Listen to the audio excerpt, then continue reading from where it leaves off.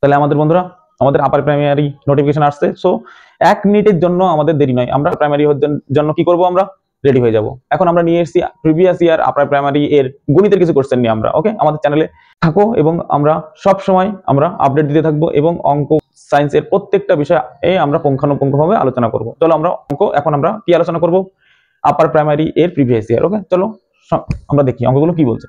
বলেছে 4, 7, 12 এর চতুর্থ সমানুপাতি। ওকে, ফোর্থ প্রপোর্শনাল বের করতে বলে। যদি ফোর্থ প্রপোর্শনাল বের করতে বলে, আমরা জানি ফার্স্ট এর সঙ্গে ফোর্থ ইজ ইকুয়াল টু কি হয়, থার্ড ইনটু সেকেন্ড। ওকে, তাহলে আমাদের এখানে ফার্স্ট কত বলে দিয়েছে 4, ফোর্থ কত বলে দিয়েছে আমরা জানি না, ধরে নিলাম x। ওকে, এবার থার্ড কত, থার্ড হচ্ছে 12, সেকেন্ড হচ্ছে 7। ওকে, তাহলে x এই পাশে রেখে এ পাশে যদি গুণ থাকে এ পাশে গেলে কি হয়ে যাবে, ভাগ। তাহলে 12 ইনটু 7 ভাগ 4, অর্থাৎ আমরা কাটাকাটি করে দিই।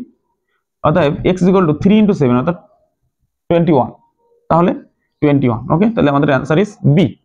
নেক্সট অঙ্ক কি বলেছে বন্ধু, 50% এর x percent is equal to x এর y পার্সেন্ট। তাহলে কি হবে, 50 ইনটু x পার্সেন্ট অর্থাৎ x বাই 100, x এর into y by percent is equal to percent মানে y, এর জন্য পার্সেন্ট আমরা কি দেব, পার্সেন্টের জায়গায় আমরা শুধু 100 দিয়ে দিলাম। ওকে, দুই পাশেই আমাদের 100 আছে, তাহলে আমরা একে এলিমিনেট করে দিতে পারি। এখানে নিচে 100 আছে, নিচে 100 মানে বাদ। এ পাশে উপরে x আছে, এ পাশে উপরে x আছে, তাহলে দুই পাশ থেকে আমরা x ও বাদ দিয়ে দিতে পারি। তাহলে 50 ইজ ইকুয়াল টু কি আছে, y। তাহলে আমাদের y এর ভ্যালু হচ্ছে 50, তাহলে আমাদের आंसर ইজ 50 অর্থাৎ বি। নেক্সট চলো বন্ধুরা আমরা দেখি 3x² - 2yz + 5z²। এই সংখ্যামালার চল সংখ্যা কত?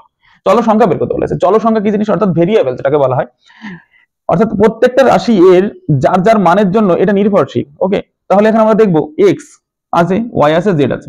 ওকে, x y z অর্থাৎ তিনটে চলরাশি এখানে রয়েছে। অর্থাৎ যদি এখানে আরেকটা থাকতো x y z, বা ওখানে ধরে নিলাম যদি আমরা থাকতো v u, যেখানে যদি বলে না থাকতো এটা একটা কনস্ট্যান্ট, তাহলে আমরা বলে দেবো যে অবশ্যই এখানে যে কটা থাকবে সেটা, অর্থাৎ তিনটে আমাদের এখানে রয়েছে তিনটে চলরাশি। ওকে, 55 কেজি পিতলে 25 কেজি দস্তা এবং অবশিষ্টাংশ তামা থাকলে তামা ও দস্তার অনুপাত। তাহলে একটা পিতল কি দিয়ে তৈরি হয়, তামা ও দস্তা দিয়ে তৈরি হয়। তাহলে আমরা এখানে বলে দিয়েছি 55 কেজি পিতল রয়েছে, তাহলে 55 কেজি পিতলের মধ্যে 25 কেজি দস্তা, তাহলে তামা কত? তাহলে তামা কত রয়েছে, তামা রয়েছে 55 - 25 অর্থাৎ 30 কেজি। ওকে, 30 কেজি। এখন বলেছে তামা ও দস্তা, তাহলে তামা হচ্ছে 30 কেজি, দস্তা 25 কেজি। তাহলে এদের রেশিও অনুপাত বের করতে বলেছে।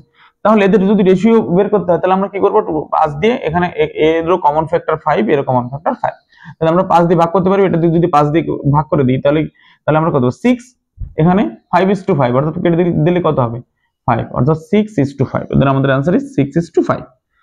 এবার নেক্সট অঙ্ক বলেছে একটি যৌথ ব্যবসায়ে এ এর মূলধন বি এর মূলধনের দ্বিগুণ, অর্থাৎ এ এর মূলধন যদি 20 টাকা হয় তাহলে বি এর মূলধন হবে 10 টাকা অর্থাৎ অর্ধেক। বলে এ এর লভ্যাংশ বলে দিয়েছে কত, 428 হলে তাহলে বি এর লভ্যাংশ কত? তাহলে এ আমরা জানি এ আর বি, বি এর মূলধন যদি 1 টাকা হয়, এ এর মূলধন 2 টাকা। ওকে, তাহলে আমরা সব সময় জানি একটা মূলধনের অনুপাত যা, একটা তার লভ্যাংশের অনুপাত তাই। তাহলে এখানে লভ্যাংশ বলে দিয়েছে এ এর লভ্যাংশ হচ্ছে 428 টাকা।